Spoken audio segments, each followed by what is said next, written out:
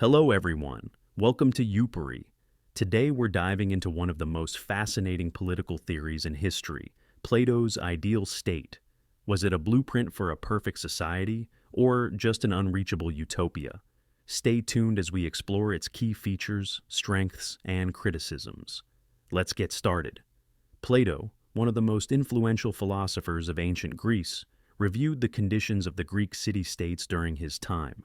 Plato, a significant thinker in ancient Greece, carefully studied the political and social conditions of different Greek city-states, such as Athens and Sparta, to understand how they were governed and what problems they faced.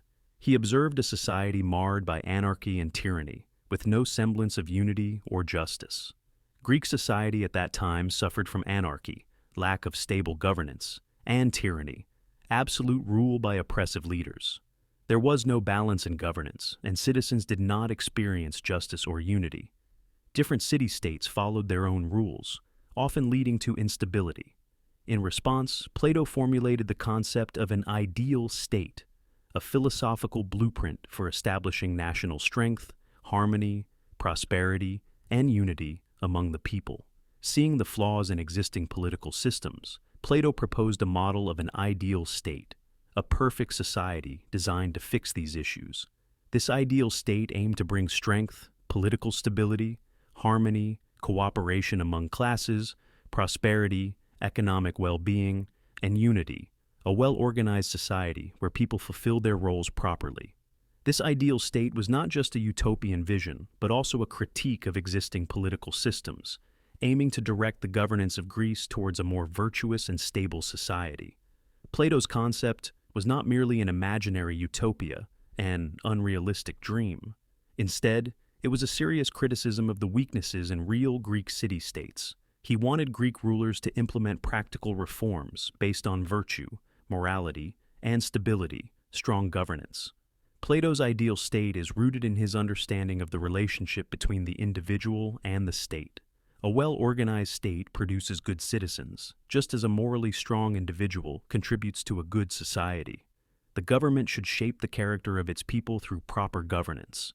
He believed that a good nation could nurture good qualities in its citizens, much like how a well-ordered soul contributes to a person's moral character.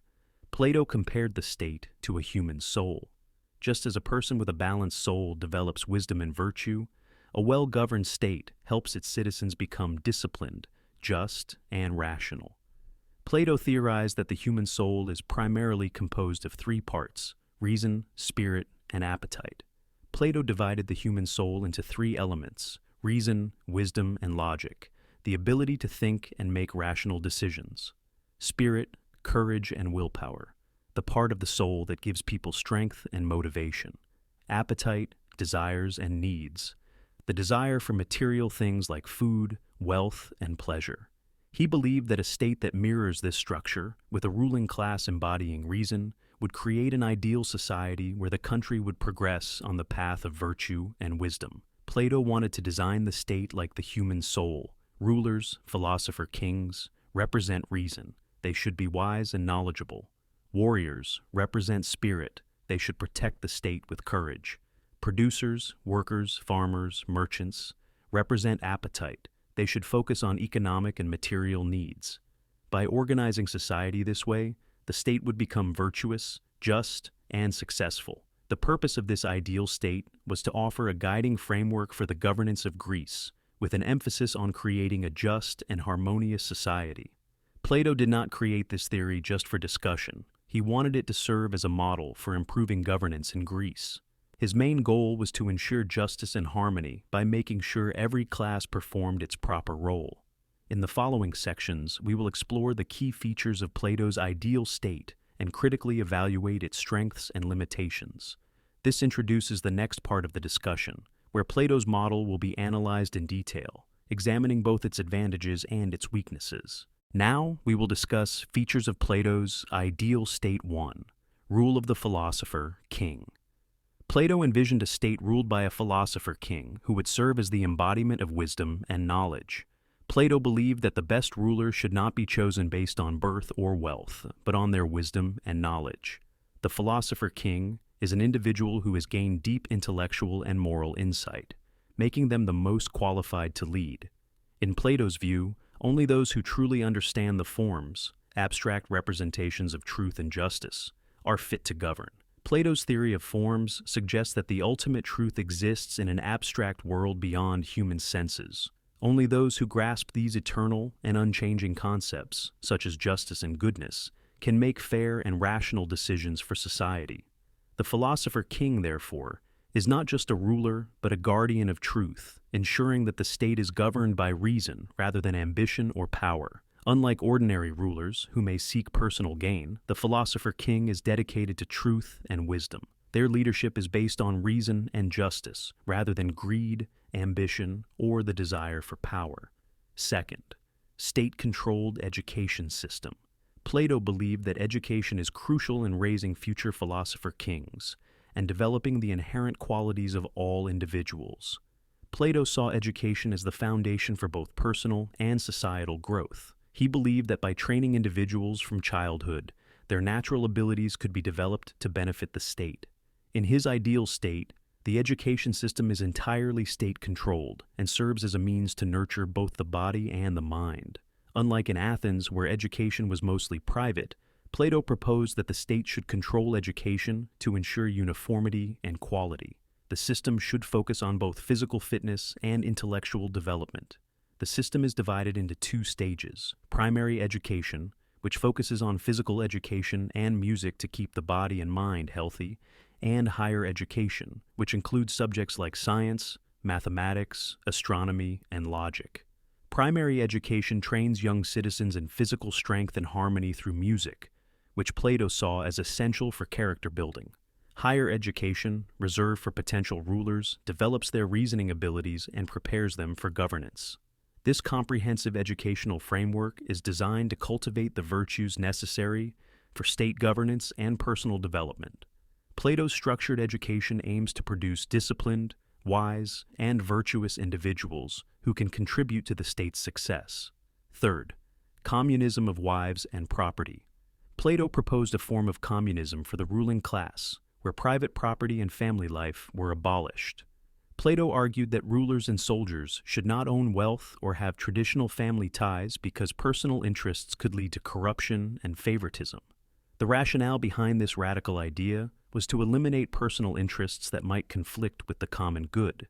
If rulers had private wealth or families, they might prioritize personal gain over the welfare of the state. Plato believed that removing these distractions would lead to selfless governance.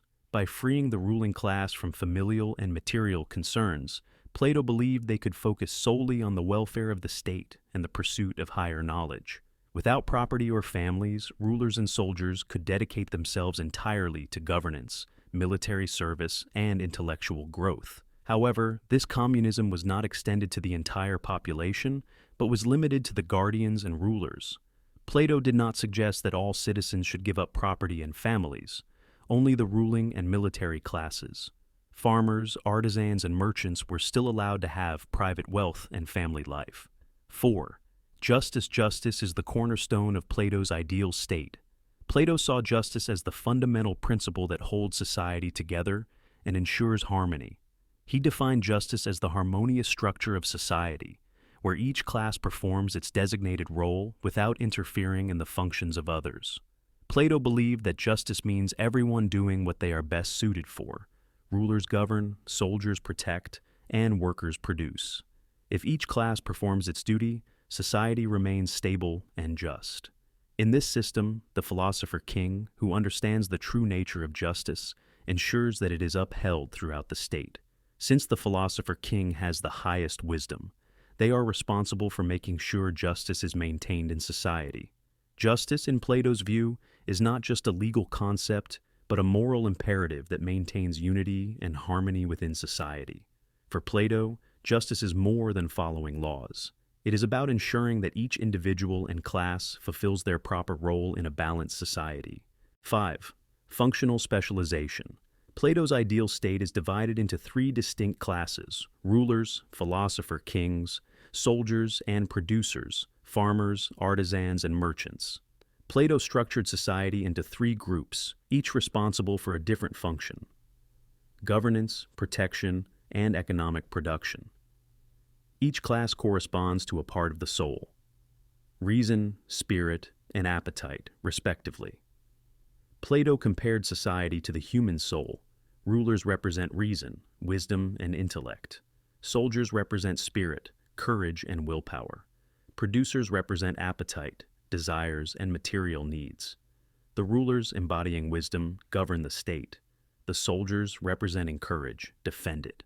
And the producers, driven by appetite, sustain it economically. Each class has a specific function, ensuring the state runs smoothly and harmoniously. This division of labor ensures that each class contributes to the state's overall harmony without overstepping its bounds. By keeping each class focused on its role, Plato aimed to prevent social unrest and disorder. Sixth, equality between men and women. Plato was ahead of his time in advocating for gender equality in his ideal state. Unlike most ancient philosophers, Plato argued that both men and women should be given the same opportunities. He believed that women, like men, should receive the same education and have the same opportunities to serve the state, particularly in the ruling and guardian classes. Plato rejected traditional gender roles, arguing that women should be educated and trained just like men. Plato argued that the liberation and empowerment of women were essential for the full realization of the ideal state, as excluding half the population from governance would weaken the state's potential. He believed that excluding women from leadership and military service would waste valuable talent, weakening the state's overall effectiveness. 7. Control of art and literature. In Plato's ideal state, art and literature are subject to strict control by the ruling class. Plato believed that rulers should regulate what people read and watch to prevent the spread of harmful or misleading ideas. He believed that only morally sound and wise content should be disseminated to the public to prevent the spread of harmful ideas. Plato feared that stories promoting dishonesty, cowardice, or emotional weakness could corrupt citizens and weaken society. By controlling the narratives and ideas presented through art and literature, the state ensures that citizens are exposed only to content that promotes virtue and wisdom. Plato wanted art and literature to inspire good behavior and reinforce social values, rather than encourage rebellion or moral decay. Critical evaluation of Plato's ideal. State 1. Tyrannical nature. Plato's ideal state has been criticized for its tyrannical tendencies, particularly the absolute rule of the philosopher king. Plato argues that only the wisest should rule, but giving unchecked power to one person can be dangerous. A ruler without accountability might become oppressive. While Plato argues that only those with true knowledge should rule, this concentration of power could easily lead to corruption. Plato assumes that a philosopher king will always act in the best interest of the people. However, in reality, absolute power often tempts rulers into serving their own interests rather than the public good. The adage, "absolute power corrupts absolutely," applies here, as the philosopher king's unchecked authority could devolve into tyranny. History has shown that even well-intentioned leaders can become oppressive when there are no checks on their power. Without a system to limit the philosopher king's authority, tyranny becomes a real possibility. 2. Neglect of legal and administrative systems. Plato's focus on the sovereignty of knowledge leads him to overlook the importance of legal, administrative, and judicial systems.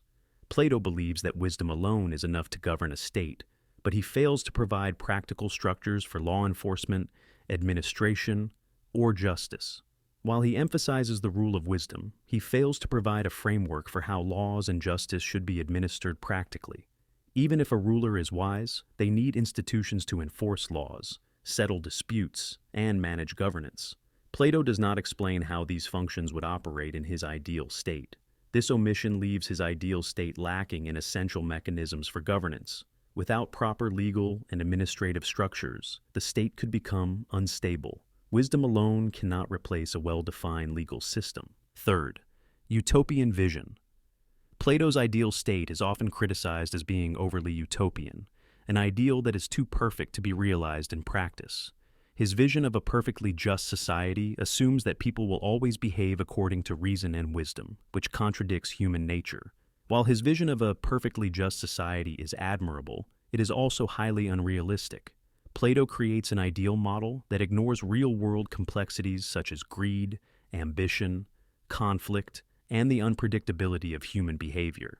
Plato's ideal state, often described as a city in the clouds, exists more as a philosophical exercise than a feasible political model. Many scholars view Plato's Republic as an intellectual exploration of justice rather than a blueprint for a functioning state. Its rigid structures make it nearly impossible to implement in reality. Fourth, impractical communism. The communism of property and family that Plato proposes for the ruling class is seen as impractical and contrary to human nature. Plato's idea that rulers should share everything, wealth, families, and children, is difficult to implement and goes against natural human tendencies. The idea that rulers can be entirely selfless and uninterested in personal wealth or family ties is unrealistic. Plato assumes that removing personal attachments will make rulers more devoted to the state. However, history shows that people are driven by emotions, relationships, and personal ambitions. Human psychology suggests that such measures are not only undesirable, but also unworkable in practice. Forcing rulers to give up private life and possessions could lead to dissatisfaction, resentment, and even rebellion within the ruling class. Restriction on human growth. Plato's rigid division of labor restricts the personal growth of individuals by confining them to specific roles.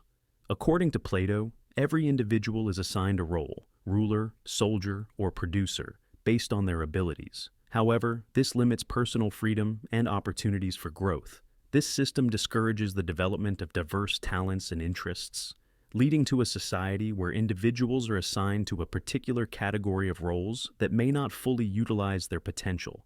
People's abilities and interests evolve over time, but Plato's system does not allow flexibility for individuals to explore different paths in life. 6. Opposition to democratic values. Plato's ideal state is fundamentally opposed to democratic values. Plato rejects democracy because he believes ordinary people are unfit to rule. However, modern political thought values representation, participation, and equal rights in governance. The absolute rule of the philosopher king leaves little room for individual liberty or equality. Plato's government gives complete power to a single ruler, ignoring the importance of personal freedoms and democratic decision-making. The exclusion of artisans and producers from political power further alienates large segments of society, making Plato's vision incompatible with the principles of democracy. In Plato's state, only the ruling class has political authority. Farmers, artisans, and merchants have no say in governance, which contradicts the democratic principle of political equality. That's all for today's discussion on Plato's ideal state. Do you think his vision was practical or just a dream? Let me know in the comments. Don't forget to like, share, and subscribe to Yoopery for more insightful content. And for more in-depth analysis, visit yoopery.com. See you in the next video.